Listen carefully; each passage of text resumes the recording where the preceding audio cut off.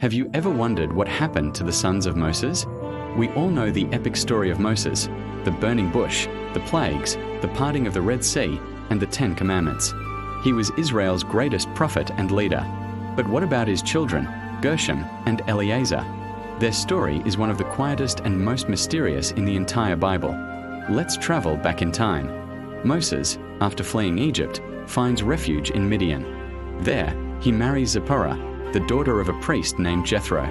It's in this foreign land that his first son, Gershom, is born. The name itself tells a story.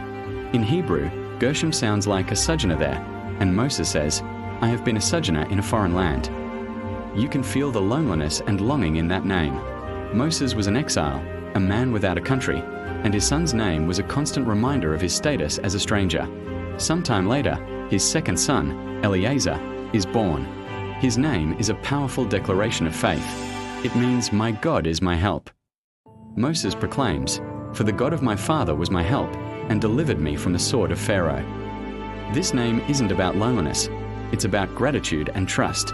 Even in exile, Moses remembered God's deliverance. Eleazar's name is a testament to God's faithfulness, a little beacon of hope in Moses' life. Now, here's where things get interesting.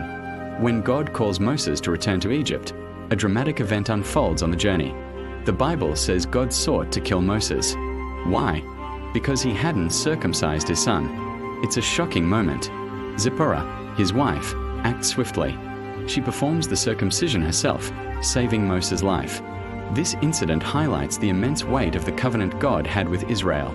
For a time, it seems Zipporah and the boys returned to Midian for safety, while Moses went on to confront Pharaoh. Years pass. Moses leads the Israelites out of Egypt and into the wilderness.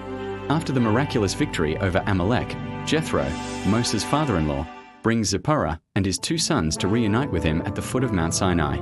Imagine that reunion. The boys, now young men, finally meet the nation their father leads. They witness the cloud of God's presence on the mountain and hear the thunderous voice of the lawgiver. They are at the very center of salvation history. You would expect Gershom and Eleazar to become prominent figures, right? Perhaps princes, priests, or military leaders, standing beside their famous father. But after this reunion, they almost completely fade from a narrative. They are mentioned again only in genealogies, listed simply as Levites.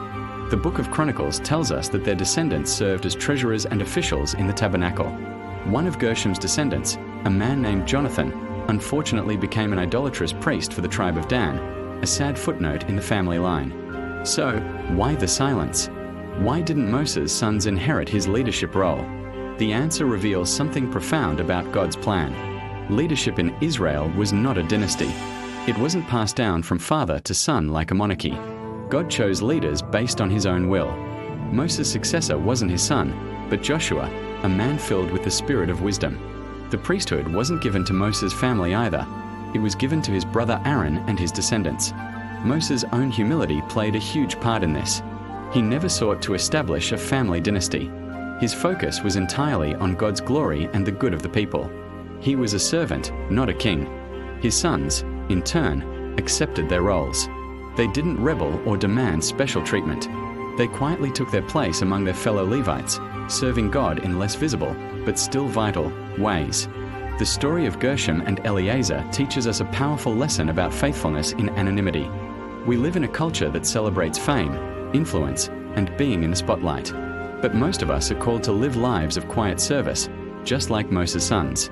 Their legacy isn't found in grand monuments or epic tales, but in their humble obedience. They served God without needing to be the center of attention. Their story reminds us that our value doesn't come from our position or our public recognition. It comes from our faithfulness to the role God has given us, no matter how small or unseen it may seem. Gershom and Eleazar, the forgotten sons of Moses, show us that a life lived humbly in the service of God is a life of true significance. They may have been footnotes in the grand story, but their quiet faithfulness echoes through the ages. Thanks so much for watching.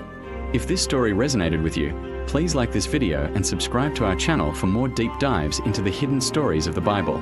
See you next time.